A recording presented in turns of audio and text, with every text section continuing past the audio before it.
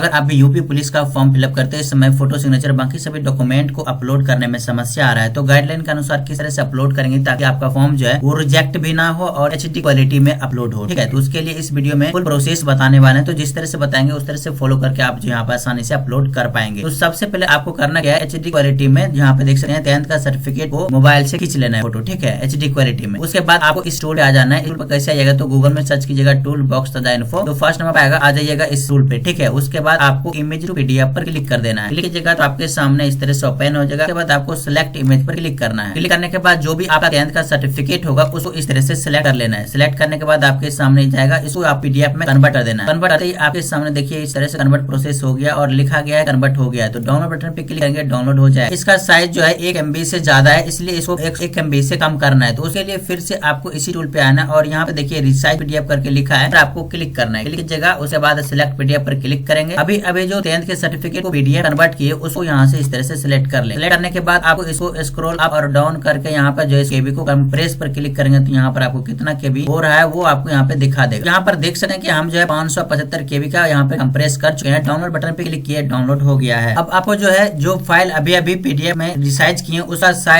नाम जो है चेंज करना है, यानी कि उसका नाम 10th सर्टिफिकेट इस तरह से लिख देना है जैसे कि हम यहाँ पे लिख चुके हैं। अब आपको इसको अपलोड करना है, पर आ जाना है और यहाँ पे देखिए अपलोड का बटन है और यहाँ पे ब्राउज फाइल पे क्लिक करेंगे और 10th का सर्टिफिकेट इस तरह से लिखे, इसको आप यहाँ पे सिलेक्ट कर लेंगे। तो देखिए सिलेक्ट हो जाए। सेव बटन पे क्लिक करते इस तरह से पॉपअप आएगा। ओके बटन पे क्लिक करेंगे तो आपके सामने जो इस तरह से यहाँ पे अपलोड हो जाएगा और सफलता पूर्वक इस तरह से लिख के आ जाएगा। ये 10th का सर्टिफिकेट हुआ। अब 10th का मार्कशीट अपलोड करना है, तो उसके लिए सेम प्रोसेस करना है। फिर से एचडी क्वालिटी में 10th के मार्कशीट को मोबाइल से फोटो खींच लेना है। उसके बाद फिर से इसी टूल पे आना है और इमेज टू पीडीएफ पर क्लिक करेंगे तो इस तरह से यहाँ पे ओपन होगा। सिलेक्ट इमेज पर क्लिक करेंगे तो जो भी आपका 10th का मार्कशीट होगा उसको इस तरह से यहाँ पे जो है सिलेक्ट कर लेना है। सिलेक्ट करने के बाद आपको कन्वर्ट पीडीएफ पर क्लिक करना है, कन्वर्ट हो जाएगा। डाउनलोड बटन पे क्लिक करेंगे, डाउनलोड हो जाएगा। अब इसका साइज जो है 1 MB से अगर ज्यादा है तो उस केस में आप यहाँ पे इस टूल पे फिर से आना है और रिसाइज पीडीएफ पर क्लिक करना है। क्लिक करने के बाद सिलेक्ट पीडीएफ पर क्लिक करेंगे और जो अभी 10th के मार्कशीट को पीडीएफ में कन्वर्ट किया उसको इस तरह से सिलेक्ट कर लेंगे। उसको स्क्रॉल अप और डाउन करके यहाँ पे जो है साइज को अच्छे से कन्वर्ट कर लेना है। तो यहाँ पे 389 KB है, इसको डाउनलोड कर लेते हैं। तो डाउनलोड हो गया है। अब फाइल नेम चेंज करना है। अब दोस्तों इस पीडीएफ का फाइल नेम बदलना है, लिखना है 10th मार्कशीट। ठीक है, इस तरह से लिख दीजिएगा। उसके बाद फिर से आपको यहाँ पे आना है और 10th मार्कशीट की जगह अपलोड करना है। तो अपलोड बटन पे क्लिक करेंगे, फिर से आएगा ब्राउज फाइल पे क्लिक करेंगे और जो अभी 10th के मार्क्स को अभी रिसाइज करके उसका नाम बदले हैं उसको इस तरह से सिलेक्ट कर लेंगे। सिलेक्ट करने के बाद सेव बटन पे क्लिक करेंगे, इस तरह से पॉपअप आएगा। आपको ओके बटन पे क्लिक कर देना है। तो इस तरह से यहाँ पे जो आपके सामने अपलोड हो जाएगा 10th का मार्कशीट भी। अब आपको यहाँ पे 12th का सर्टिफिकेट भी अपलोड करना है, तो उसके लिए फिर से प्रोसेस करना है कि मोबाइल से एचडी क्वालिटी में जो है कि 12th का सर्टिफिकेट को खींच लेना है फोटो। ठीक है, उसके बाद आपको इमेज पीडीएफ पर क्लिक करना है और यहाँ पर सिलेक्ट इमेज पर क्लिक करेंगे। जो भी 12th का सर्टिफिकेट होगा उसको इस तरह से सिलेक्ट कर लेंगे। सिलेक्ट करने के बाद कन्वर्ट टू पीडीएफ पर क्लिक करेंगे तो आपके सामने इस तरह से पीडीएफ में कन्वर्ट हो जाएगा। डाउनलोड बटन करेंगे, डाउनलोड हो जाएगा। अब 1 MB से ज्यादा पीडीएफ का साइज है, तो इसको कम करने के लिए फिर से आपको इसी टूल पे आना और रिसाइज पीडीएफ पर क्लिक करेंगे। तो इस तरह से आएगा। सिलेक्ट पीडीएफ पर क्लिक करेंगे और अभी जो 12th का सर्टिफिकेट को पीडीएफ में कन्वर्ट किया उसको इस तरह से सिलेक्ट कर लेंगे। सिलेक्ट करने के बाद इसको कम या ज्यादा करेंगे और कंप्रेस पर क्लिक करेंगे तो यहाँ पर बता देगा कितना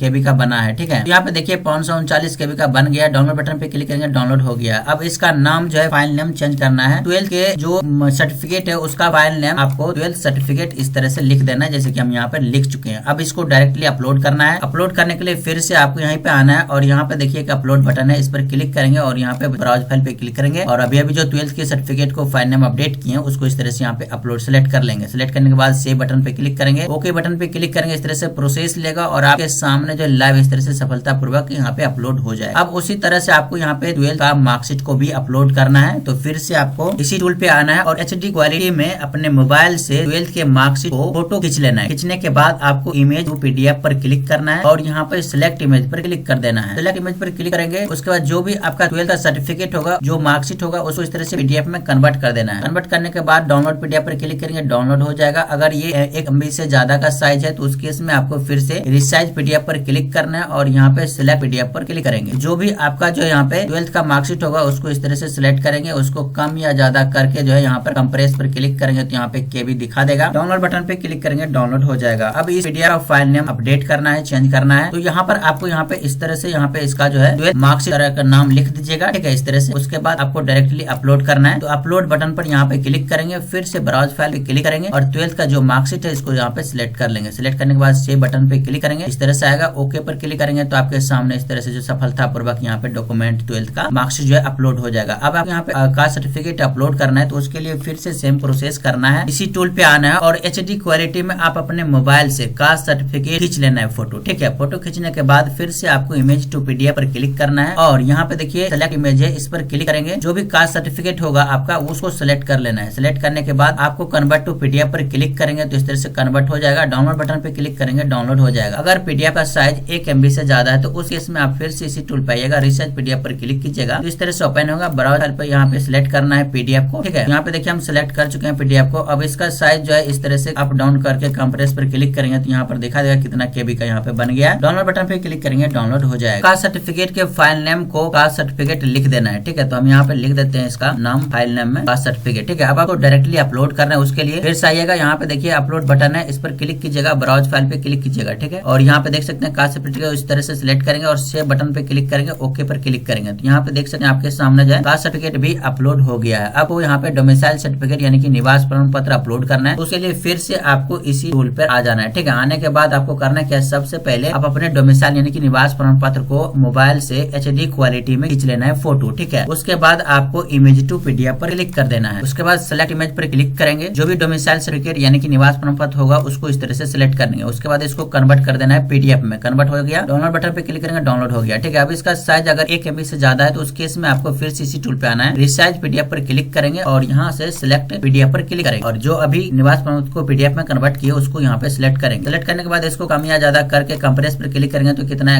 KB का बना है उस तरह से आ जाएगा। डाउनलोड बटन पे क्लिक करेंगे, डाउनलोड हो जाएगा। अब निवास प्रमाण पत्र के फाइल नेम को चेंज करना है, लिखना है डोमिसाइल सर्टिफिकेट। ठीक है, या निवास प्रमाण पत्र भी लिख सकते हैं, कोई दिक्कत नहीं। तो हम यहाँ पे डोमिसाइल सर्टिफिकेट लिख दिए हैं। अब इसको डायरेक्टली अपलोड करना है तो अपलोड करने के लिए अपलोड बटन पे क्लिक करेंगे। उसके बाद ब्राउज फाइल पे क्लिक करेंगे तो आपके सामने इस तरह से आ जाएगा। देख सकते हैं इसको हम सिलेक्ट कर चुके हैं। उसके बाद सेव बटन पे क्लिक करेंगे, ओके बटन पे क्लिक कर देना है। यहाँ पे देख सकते हैं कि डोमिसाइल सर्टिफिकेट भी आसानी से अपलोड हो गया है। अगर आपका इसमें कोई भी सर्टिफिकेट गलती से अपलोड हो गया है यानी कि दूसरा कोई डॉक्यूमेंट अपलोड हो गया तो उस केस में आप यहाँ पे डिलीट बटन पे क्लिक करके तो दोबारा सा जो कि अपलोड कर सकते हैं। और अगर इसको इस डॉक्यूमेंट को देखना चाहते हैं कि कितना HD क्वालिटी में यहाँ पे दिख रहा है तो उस केस में आप यहाँ पर जो है व्यू बटन पे क्लिक करेंगे तो आपके सामने इस तरह से प्रीव्यू दिखा देगा कि कितना क्वालिटी में आपका सर्टिफिकेट जो है दिख रहा है। ठीक है, इस तरह से यहाँ पे जो देख सकते हैं। अब आपको लाइव फोटो कैप्चर करना है तो उसके लिए जो गाइडलाइन कहा गया यहाँ पे देख सकते हैं कि इस तरह का फोटो आपको अपलोड नहीं करना है। व्हाइट बैकग्राउंड होना चाहिए और इस तरह से जो है कि यहाँ पर फोटो होना चाहिए, देख सकते हैं। ठीक है, तो आपको इस तरह से खींचना है। उसके लिए फिर से आपको यहाँ पे इस तरह से आना है, नीचे स्क्रॉल करना है। ठीक, आपको यहाँ पर देख सकते हैं कैप्चर लाइव इमेज लिखा है, इस पर आप क्लिक करेंगे, इस तरह से ओपन हो जाएगा। ठीक है, अब आपको यहाँ पे देखिए गोल गोल राउंड वाले हैं, उसमें आपका फेस यानी कि मुंडी जो है वो एडजस्ट होना चाहिए और बैकग्राउंड जो है वो व्हाइट होना चाहिए और शर्ट का कलर व्हाइट नहीं होना चाहिए, यानी कि व्हाइट के अलावा कोई भी कलर चलेगा। ठीक है, तो ये ध्यान रखिएगा। उसके बाद आपको इस तरह से ये राउंड वाला जो है उसमें फेस आपको एडजस्ट करना है। हम इस तरह से यहाँ पे राउंड वाले में आ चुके हैं। अब आपको यहाँ पर कैप्चर बटन पर क्लिक कर देना है कैमरा को देखते हुए।